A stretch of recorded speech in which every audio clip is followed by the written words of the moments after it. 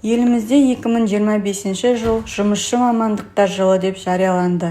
Бұл бастама жұмысшы мамандықтарының маңыздылығын арттыруға, жастарды осы салаға тартуға және еңбек нарығында сұранысқа ие мамандықтар бойынша білікті кадрларды даярлауға бағытталған.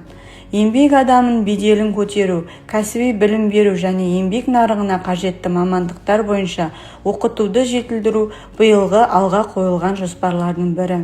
Мен Бақтыбаева Элза Бақтыгерейқызы Ырғыз аудандық почта байланыс торабында 2021 жылдың қараша айынан бастап қызмет атқарып келе жатырмын. Өз мамандығымды жақсы көремін. Почта бұл ерекше құрылым.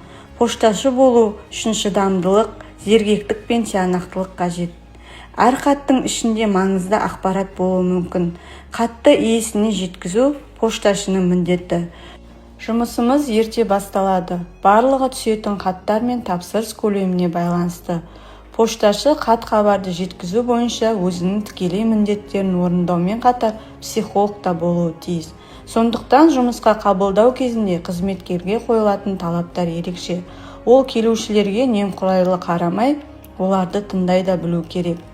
Қазпошта акционерлік қоғамы баспасөз басылымдары мен бұқараны байланыстырушы алтын көпір болып саналады. Тарихта, мәдениетте, рухани мәселелер де кеңінен қамтылатын, сондай-ақ егемен еліміздің бүгінгі қарышты қадамы, жарқын бейнесі, әр күн сайынғы өркенді өзгерістер, өзге де көптеген жақсы жаңалықтармен бөлісетін, бұқара халықтың басым көпшілігі сүйіп оқитын басылымдар бар. Сұрыпталған газет-журналдарды уақытында жеткізу біздің міндетіміз.